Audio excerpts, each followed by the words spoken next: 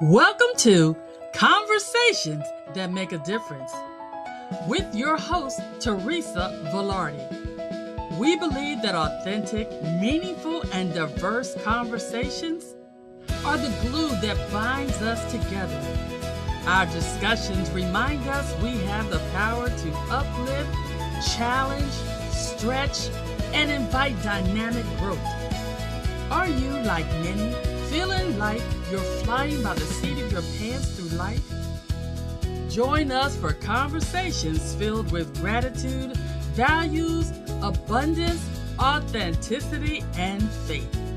Here's the host of our show, Teresa Velardi. Hey everyone, and welcome to another edition of Conversations That Make a Difference. I'm here with Tasha Chen today.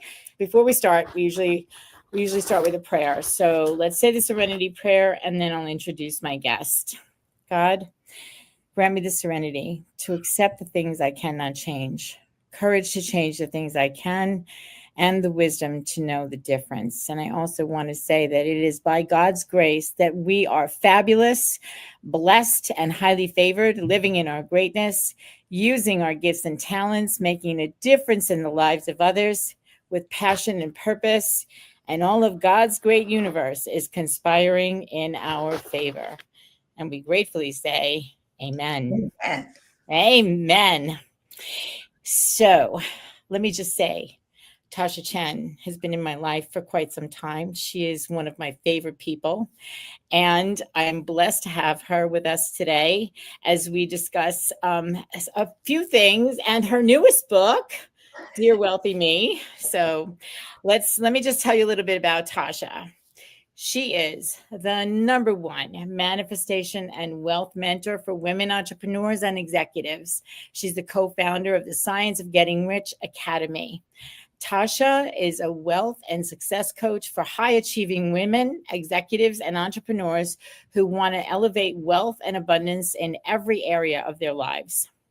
Her proven vision alignment method has helped more than 17,000 people find ease and joy while enjoying quality time with their families, manifest tremendous levels of wealth, and have the freedom to do what they love. With Tasha's coaching and proprietary methods, I can say that, her community has manifested 163 million and created 12 millionaires and multimillionaires and counting. Tasha is a highly sought after author, international speaker, and mindset mastery expert who works with go-getters, impact makers, and action takers. She says, I have used the principles I teach to change my life and realize my financial dreams. In the process, I chose to share the journey and the how-to with women from all over the world. And they too have amassed wealth exceeding, once again, $163 million. I have a very controversial position on wealth creation that defies the masculine hustle and work hard paradigm so many women have adopted.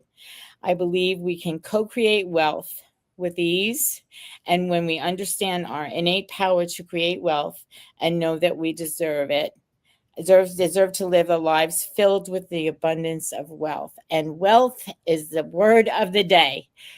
Welcome, Tasha Chen. Thank you. So Can you just talk all about me again? I was like, wow, she's pretty cool, whomever you're talking about. You're the bomb, girl. So one thing about the show, we like to have fun. And what else is more fun to talk about than wealth, right? Absolutely.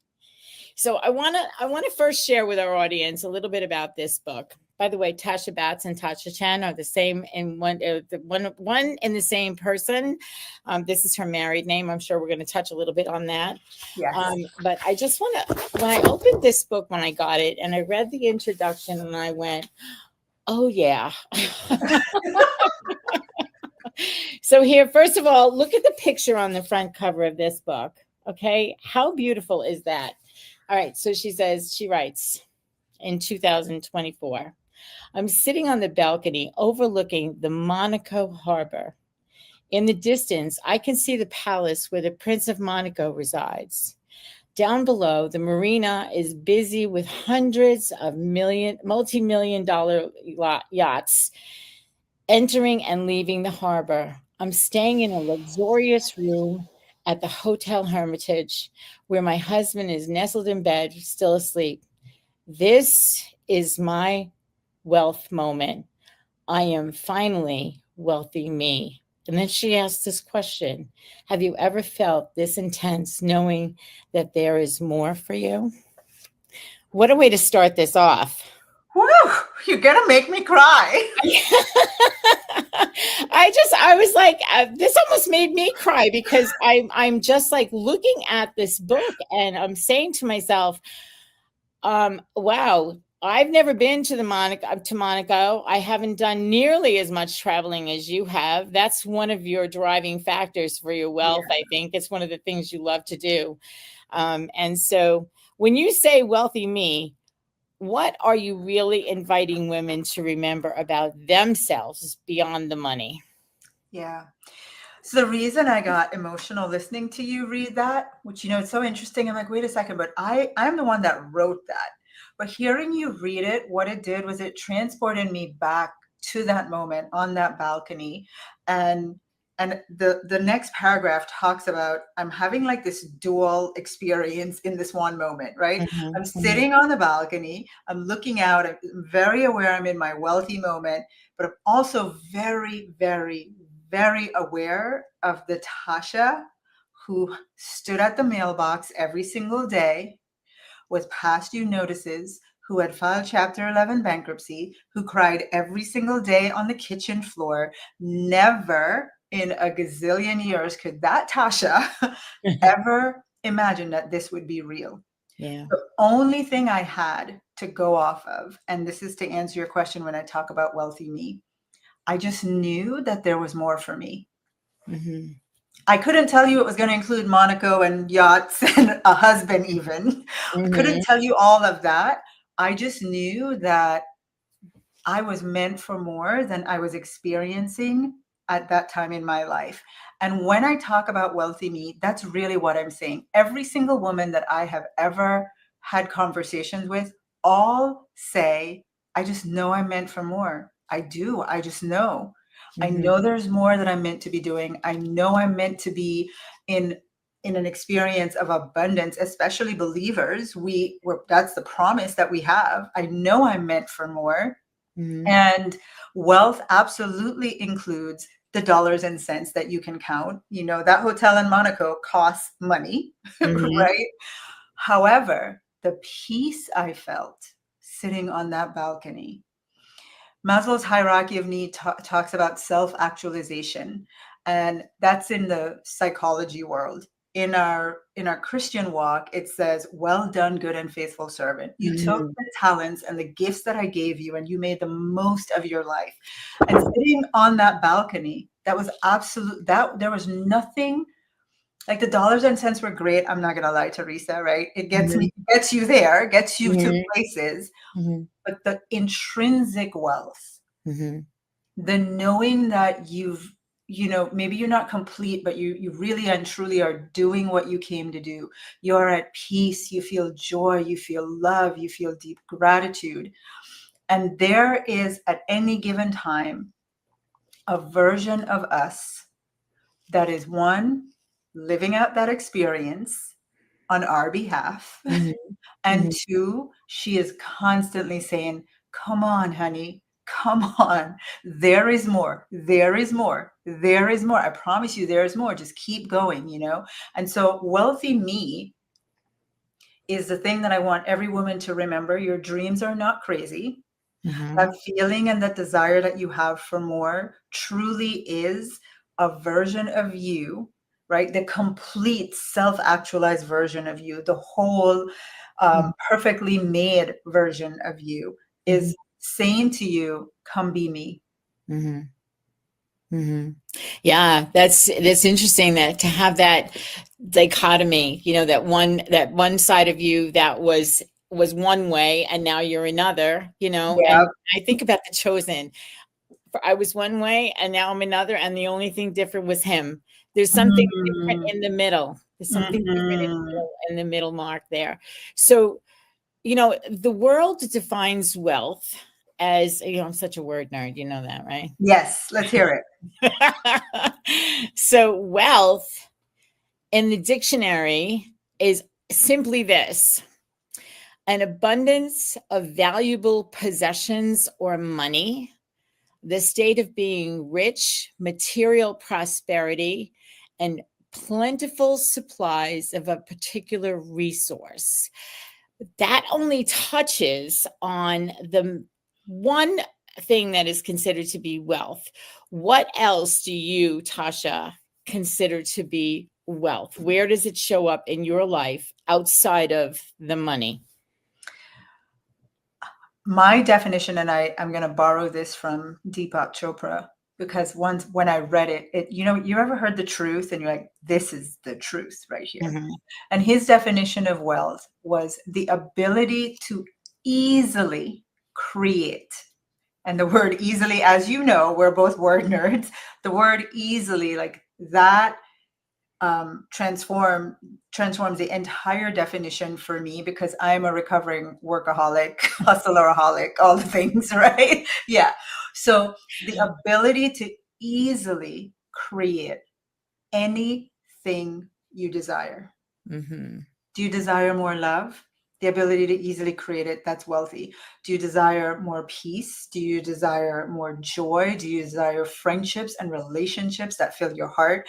Do you desire more meaningful spiritual journey? Mm-hmm. Right? Anything that you desire, the ability to easily create it, that's when you're wealthy. Yeah, I agree totally, because it's not all about the money, and that being said, it's not about what will you leave as your legacy. The money, yes, but what else are you leaving that makes a difference in this world? I believe, and I'm sure you do as well, we are supposed to leave this place a little bit better.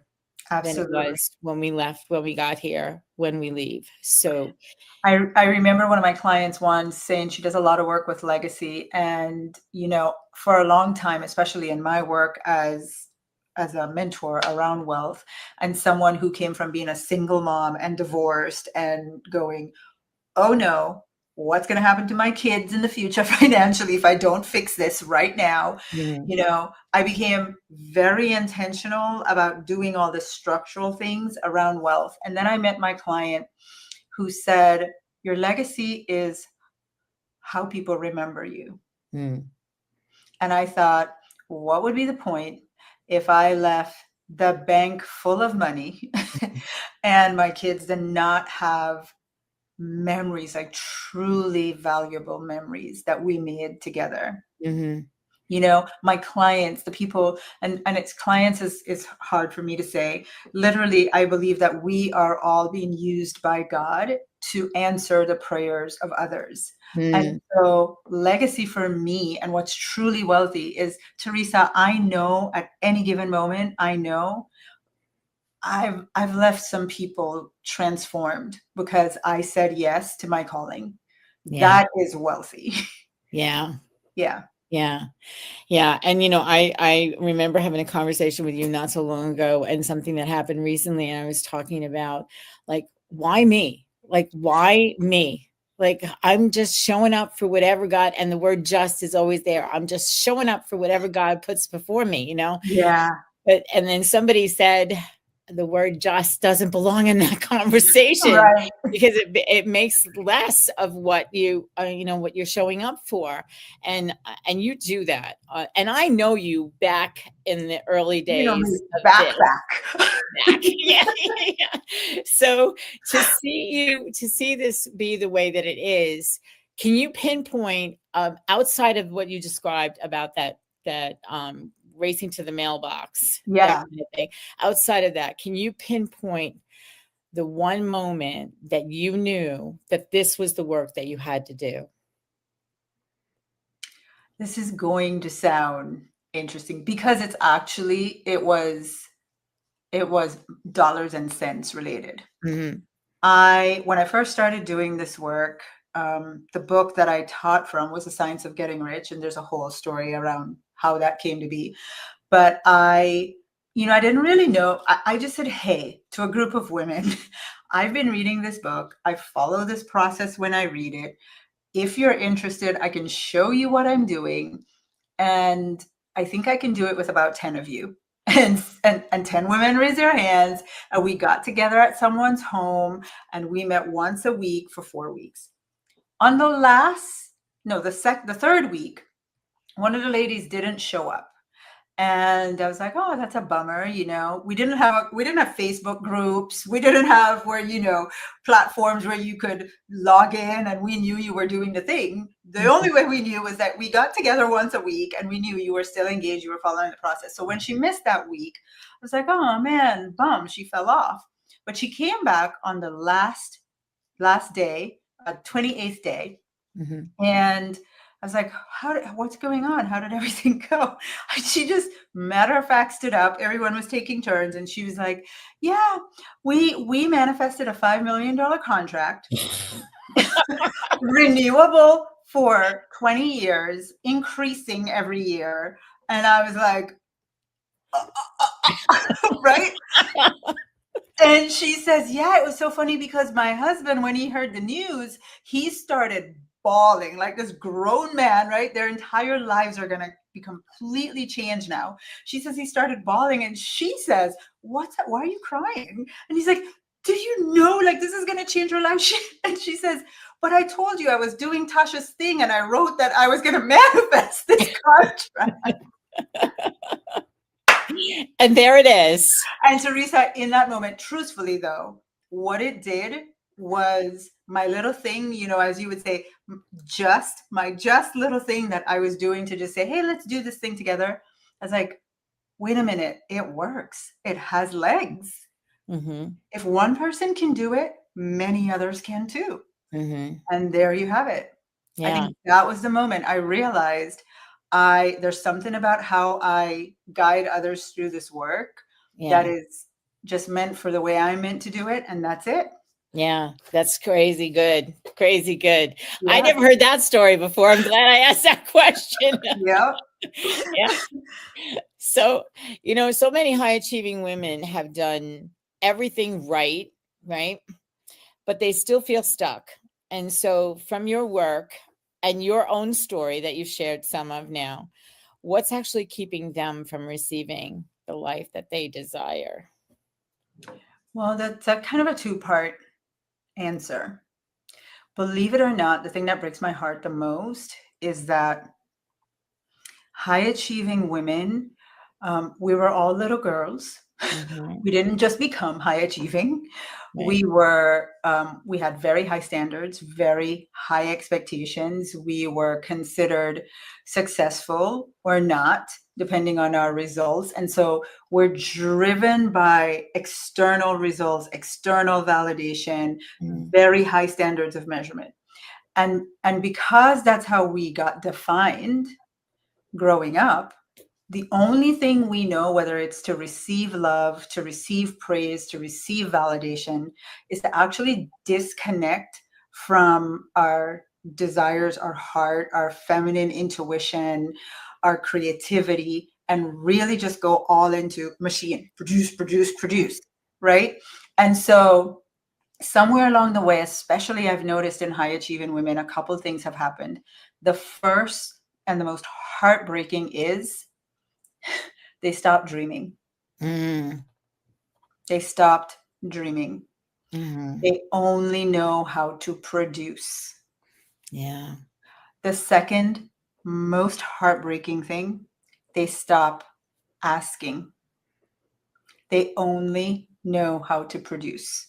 Mm. And, I've served so many women, 17,000 or more, and I will see women come and say, Tasha, I don't know what I want. I don't really know what I want. I'm not clear. If I could have $1 for every woman who says, I'm not really sure what I want. And what's happened is that we've gone through these phases in our life as high achieving women where we were either told not to ask, that we don't deserve to ask. We are meant to take care of everyone else. We're not meant to have any needs of our own. Right. And so we also, there's also a big part of I'm not clear is really just camouflage for I really know what I want, but I'm afraid I'm not going to get it. So I'm not even going to say I know what I want, you know? Yeah.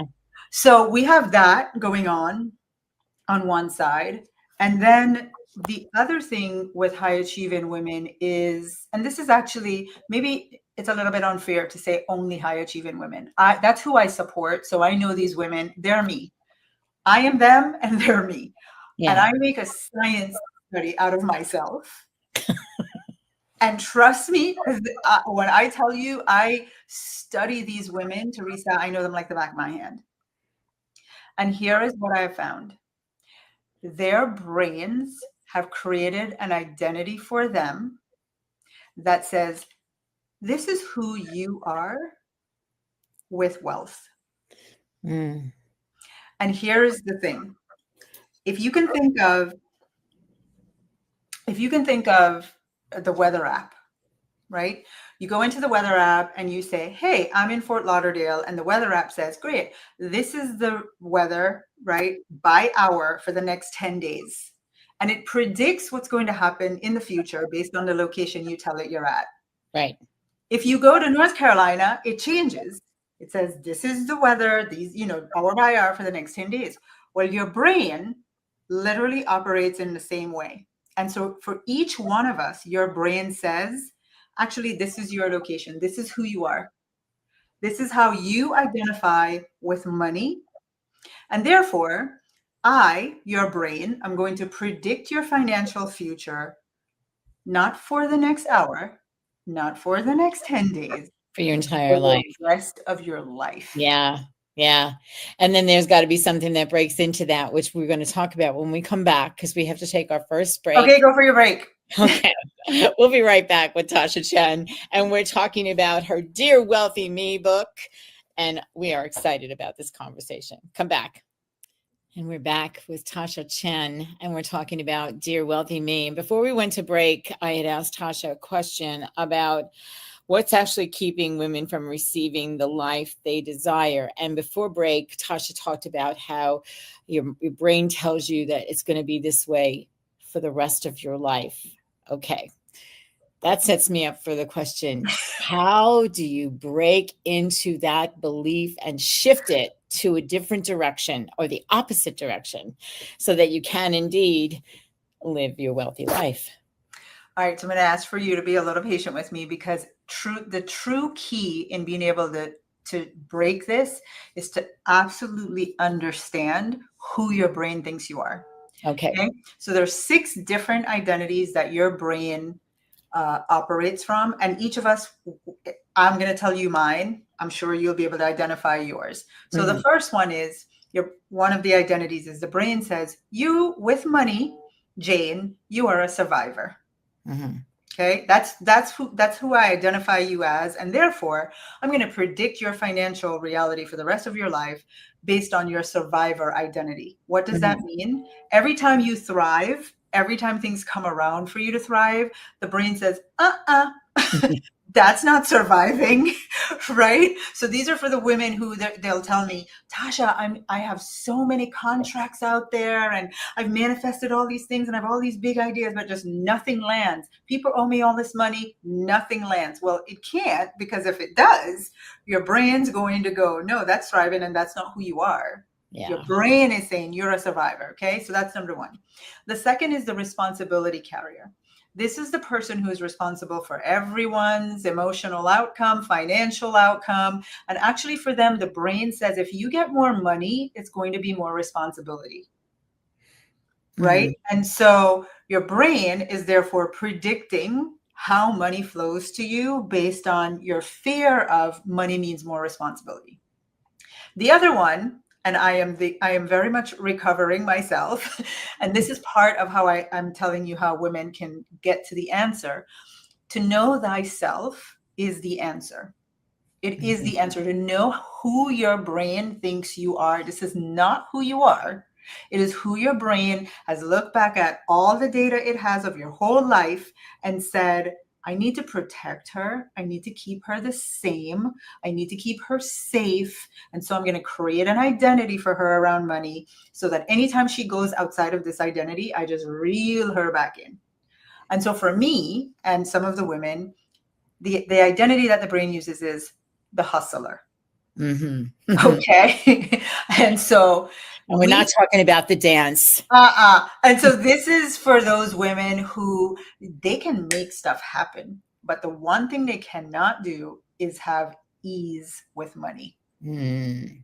Right? And so your brain is literally predicting your entire rest of your future unless you know it and you can see it and choose to do something else. So that's the hustler. The other one is what I call the play small protector. I find a lot of my women who are deeply spiritual, they do a lot of heart-centered work. They grew up in childhood scenarios where they were bullied, they were left as an outcast, right? And so the brain, in order to keep them to keep them the same, says if you become visible, if you go out there to try to make money, that's a bad thing for you. So let's just stay under the radar, stay small, don't dream too big, right?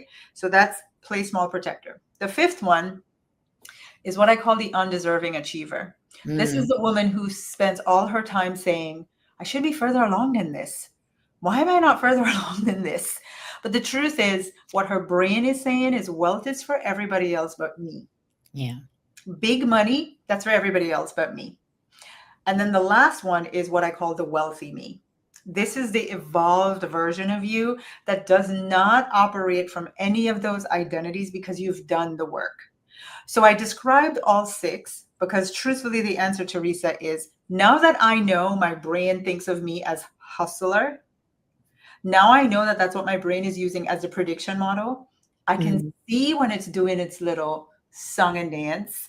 I can see when it's trying to keep me trapped in that behavior and that money pattern. You got to work hard for money. What are you doing? You're resting? Are you crazy? You're not going to make any money. And I go, whoa. That's not who I am. And so because I understand who my brain sees me as now, as this identity, whenever I see that myself in that repeated pattern, I can consciously choose to say, nope, that is not who I am. I'm choosing to be the wealthy me. Yeah. Awesome. Well, yeah, I wrote them down again. I've heard you talk about this. Survivor, responsibility carrier, the hustler, the play small protector, the undeserving achiever, and the wealthy me. Speaking of undeserving, be sure you get her other book, Deservingness. It'll flip that switch for you for sure. That's right.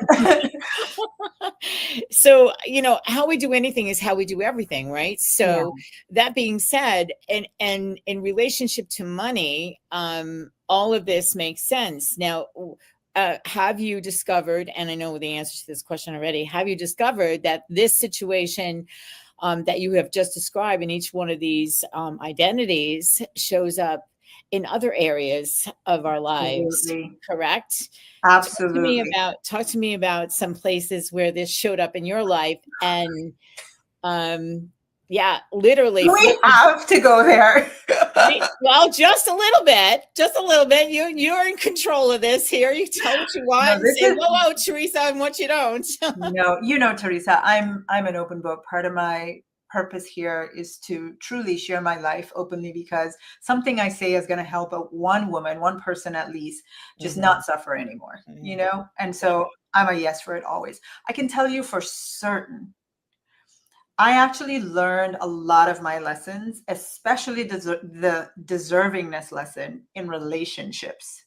And so I shared with you that my brain identifies, Tasha, this is not who I am. My brain has a program, and the program in my brain says, you are a hustler, right? And so what happened, I realized, again, how you do one thing is how you do everything. Here I was seeking a partner, a husband, right? The man that was going to be that divine masculine in my life.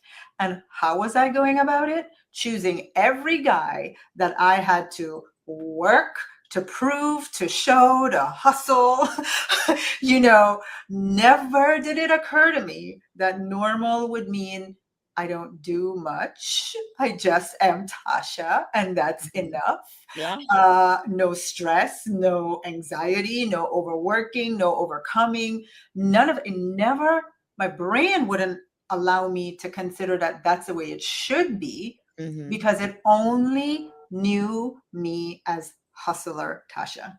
Yeah. And so you hustle for money, you hustle for love, you hustle, same thing. I've always battled with my weight, right?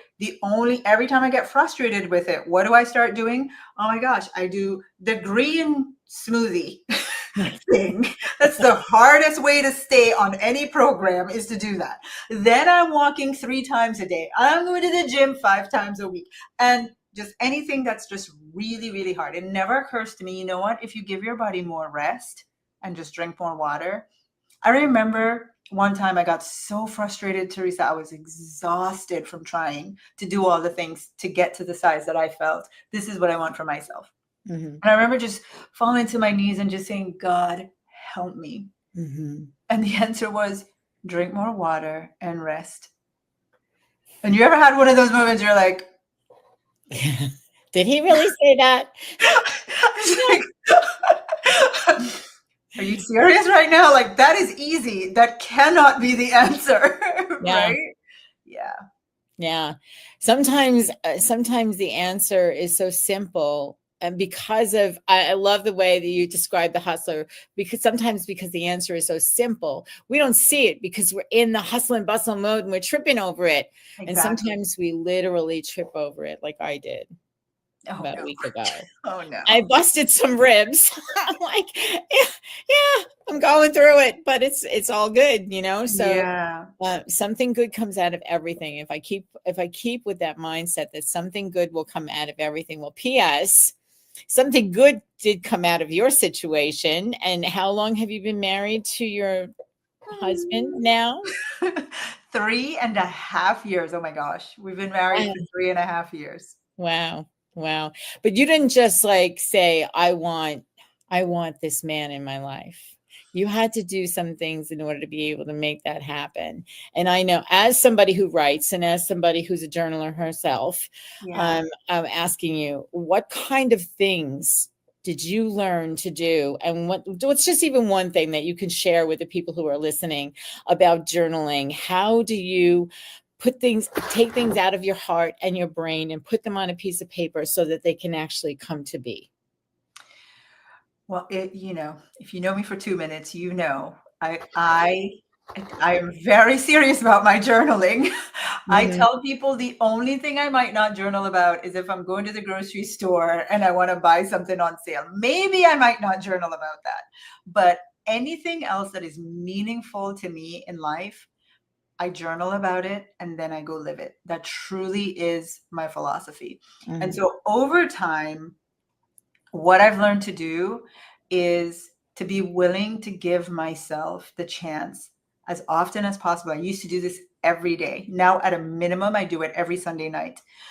But I would give myself the chance to just ask me, what do you truly desire in whatever area of your life, in my business, with my relationship with my husband, I journal for my children so much. They'll message me about stuff that's going on in their life and I'll just screenshot what I journaled 2 days before. And I'm like, you can thank me later. Why don't you start journaling for yourself? Yeah. But I really just, any area of my life, truthfully, and I just sit and I am willing to ask myself, what do you really desire in this area of your life? And then when I get my journal, it really is just a thank you that I have received it, because the Bible is a book of codes, right? And wealth codes, and wealth meaning, as we've already said, way more than money, just having an amazing life. And so one of the things it says is ask believing that you have already received. And so if I'm journaling to ask for something, believing I've already received it, then I'm not asking, please, can you give me this, God? I'm journaling, thank you for giving this to me. Mm-hmm. Because I'm journaling from the place of, I have already received this thing that I just became aware that I want. And I've been doing this for a long time. I mean, honestly, I've been journaling since I was a child. What I've learned was, before, I would journal to reflect on all the bad stuff. You know how we had our little journals as teenage girls, and like, and she stopped talking to me today. And he didn't notice me at the bus stop. And it's all the bad stuff, you know? And then I realized, wait a second, journaling is actually intended for us to script our life in gratitude, to really write about what we want to experience as if we've already received it, and to be grateful when we write about it. Yeah, the gratitude piece is huge, Yeah. huge in that whole thing. And I know Bob Proctor taught something very similar to what you're saying. And the journal entries that he suggested was, I am so happy and grateful now that, and you put what you want as if you have already received it in that fill in the blank question. So, and that's basically the same thing that you're saying right now. Absolutely. Yes? Absolutely. Yeah. Yeah. Amazing. We're going to go to break a minute early because there are so other questions that I want to ask you. And we are 2/3 away. We're 2/3 through this already. This time flies by. Wow. So, I know, right? I know. So this is a great conversation. We're talking about Tasha. We're talking to Tasha Chen about her book, Dear Wealthy Me, and also pick up Deservingness too, because it all starts there. And in order to be able to become the wealthy you. So we're going to take our break and we're going to come back and we're going to talk to Tasha some more about the gratitude piece and about what she has coming up in the future. We'll be right back. Is it any coincidence that those commercials are for gratitude? I'm sitting over here going, wow. A Daily Gift of Gratitude was the first book in the Grateful Heart series, and the Grateful, the Daily Gift book series. Actually, you have something in the back here that you gave me permission to share. So you can read about it in Daily Gift of Gratitude. And then came Hope. And each one of these builds on the other. Daily Gift of Hope was next. If you have a grateful heart, you are much more hopeful in your life, right? Yeah. And then you can become a kinder person. Daily Gift of Kindness came out after those. And then, of course, if you do those things, you will live a more peaceful life. Yes. Ooh. And then it falls over into friendships, relationships, and anything else that you have going on. And the next one coming out is going to be a Daily Gift of Inspiration. Daily Gift of Inspiration. And somewhere along the line, God gave me this: become who you were created to be. And this isn't this what we're talking about? Becoming who you were created to be. And I usually don't show this one, but it's just so in line with the conversation that we're having, because God promises us abundant life. I know the plans I have for you, says the Lord. It's plans to prosper you and not to harm you, plans to give you hope and a future. And Jesus came to give us life abundantly. It says that in the Bible. And it doesn't just say money. It says it's abundance. Abundance is abundance in every area of life. So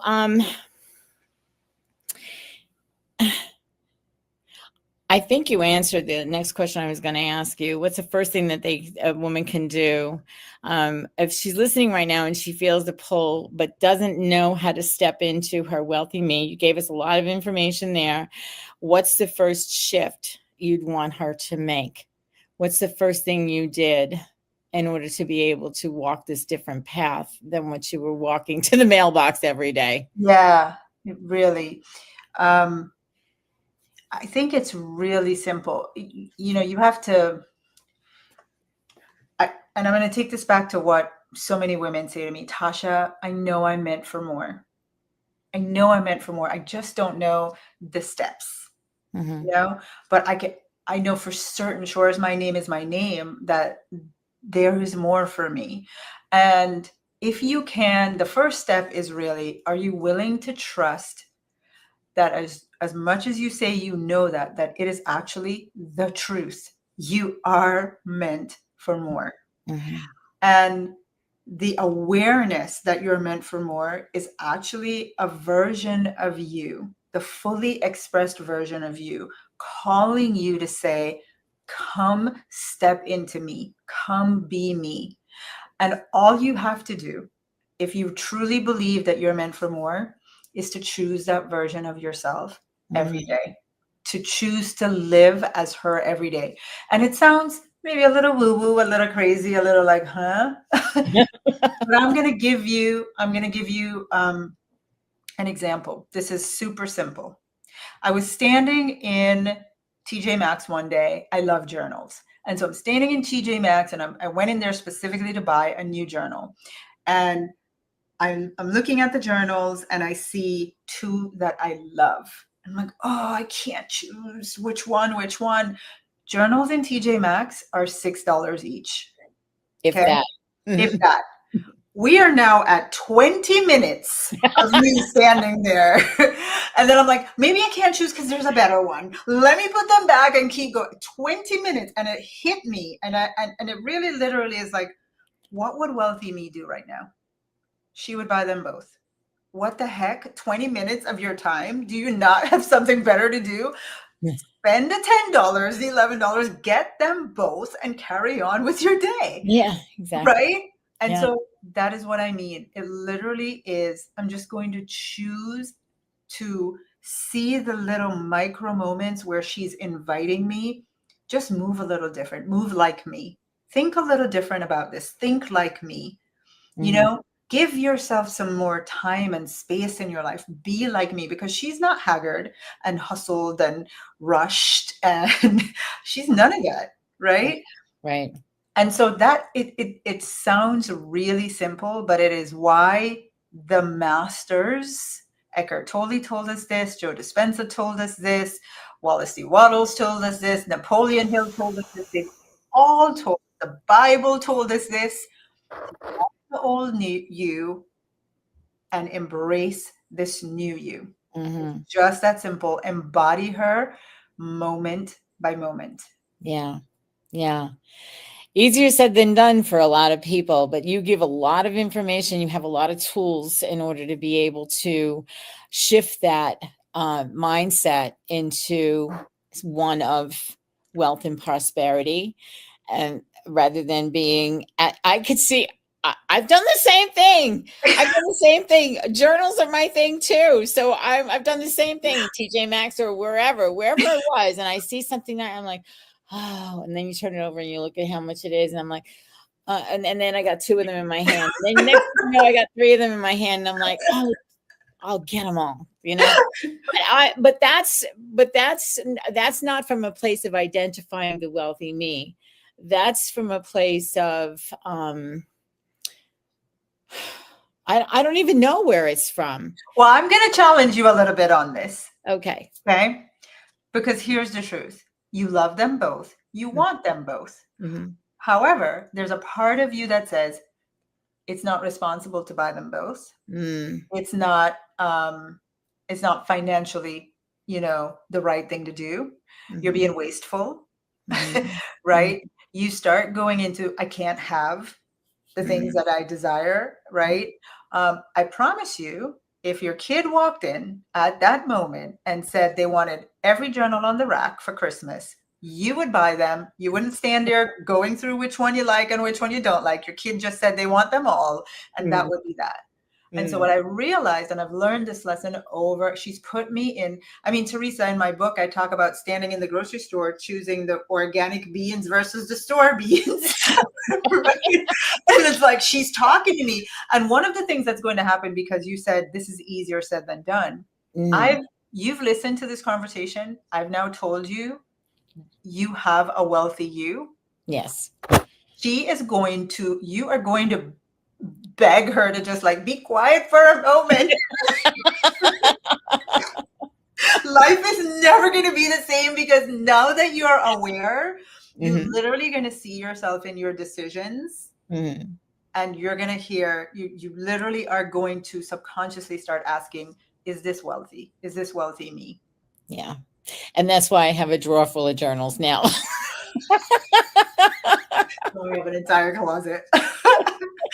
Yeah. Oh my goodness. Talk up for a minute, just for a minute, about the difference between the masculine and feminine energy and how so many women are living the hustler, a lot of these paradigms, these identities that you talk about, living in masculine energy. What's the difference, just real quickly, so that we can get to all the good things you have coming up? So, our creator created masculine and feminine, and we both have two different roles. The masculine is wired to hunt, gather, target, achieve, like bring in the bacon. Literally, they're built physically for that. Their brain is wired for that. They're singularly focused, right? Because physiologically, psychologically, everything about them is hunt, gather, achieve, hustle, do it all, right? Compete. Look at their why are our bodies different? That's number one. That's what they're meant to do. We are meant to create. We're meant to nurture. We're meant to be what we call being your feminine energy, which is truly all about what can I, make something out of nothing? What can I bring to life? What can I use my passions, my things that light me up, that bring me joy, and bring something into the world? Our brain is wired completely differently. And when you honor your feminine energy, which is around, I'm not meant to hustle. That's the masculine way. They're meant to provide and protect. My contribution to this world, if you would, is I'm actually wired to be softer, easier, more in flow. And I can bring bacon to match my husband's bacon. I just don't need to do it the way he does it. Right. And if I asked him to do it the way I do it, I tell my husband about manifesting something, he will say, you've lost your damn mind. Right. And if I try to work in his way, it would make me exhausted. So we're not meant to do it the other way, but we need to understand the difference and truly honor our feminine energy. Yeah. As you're saying that and you're talking about bacon, I'm thinking about that song, I can bring home the bacon, fry it up in a pan, right? Yeah. So, and never ever let you forget you're a man, right? That's the last Yeah. one. Yeah. That's the feminine energy right there. Yeah. Part of it anyway. But Yeah.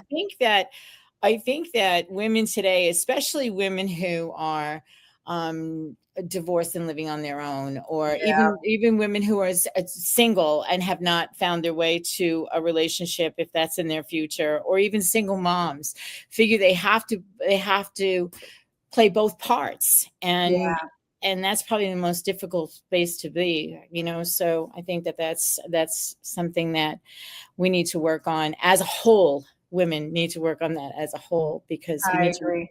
to. Yeah. Tasha, you have something that you want to give to the people who are listening to this. And for those of you who are listening, take her up on this offer. Okay.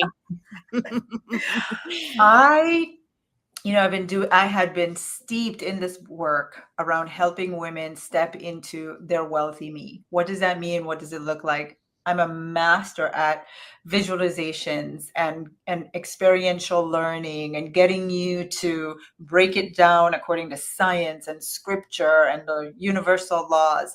And so I took all of that and I created this activation experience.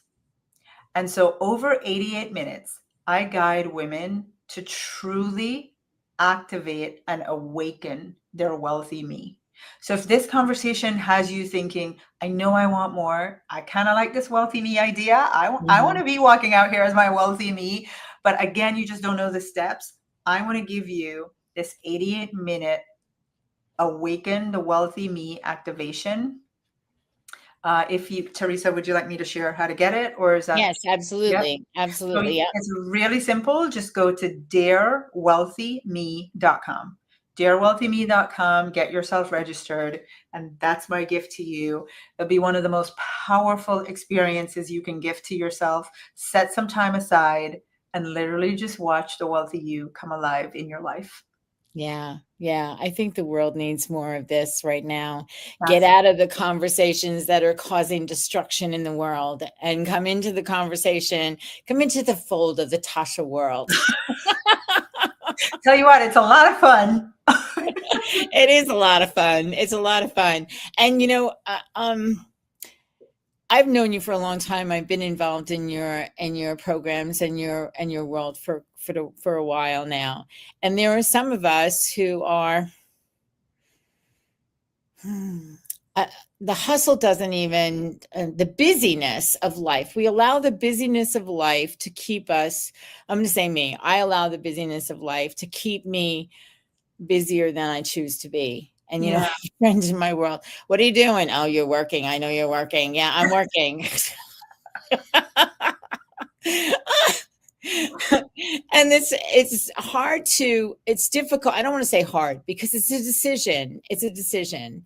And sometimes we are so stuck in the busyness and the hustle and the whatever it is, whatever your paradigm is, what your identity is. We're so stuck in that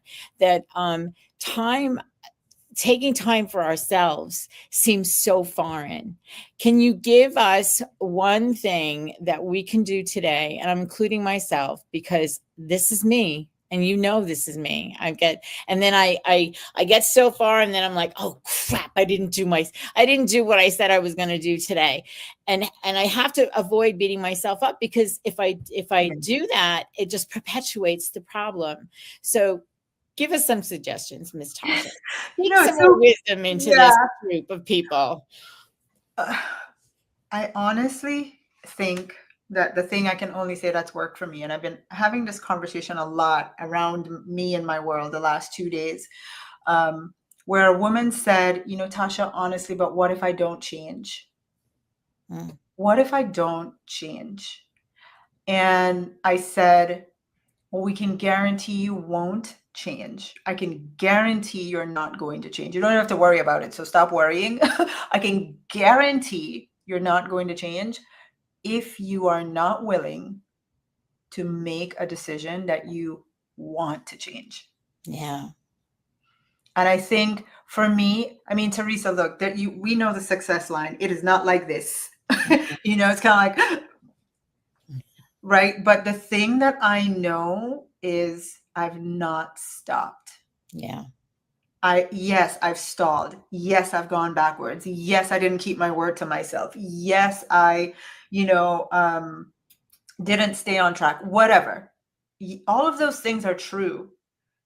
But what's also true is I kept going. I got back up and I said, okay, I'm going to start again. I'm going to do it again because my commitment to, again, well done, good and faithful servant. Yes. My commitment to being self-actualized, my commitment to, I have such a strong belief that I deserve an amazing life. And amazing for me means easy.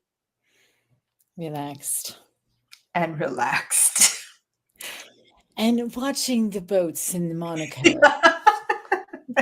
And don't forget the sexy husband asleep in the bed. Don't forget that sexy husband either. Yeah, don't forget him. So, Tasha, this has been wonderful. For everybody who's listening, get your copy of Dear Wealthy Me. If you want to know more about yourself, go get Deservingness as well. And then don't miss out on the free gift that Tasha has given you. Go to dearwealthyme.com and get the free Wealthy Me activation. Tasha Chen, thank you so much for being part of Conversations That Make a Difference today. And thank you for all you're doing to make a difference in the world.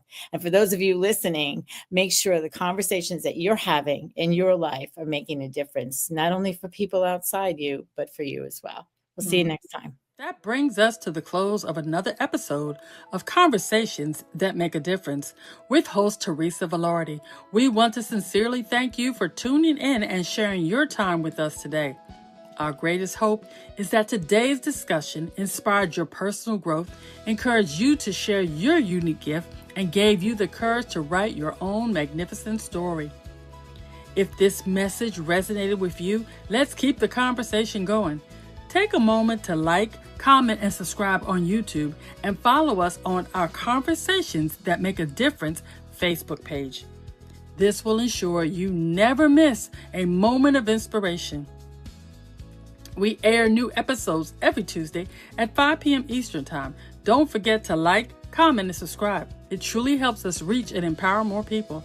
Until next time, keep making a difference. We look forward to welcoming you back next Tuesday to our next conversation.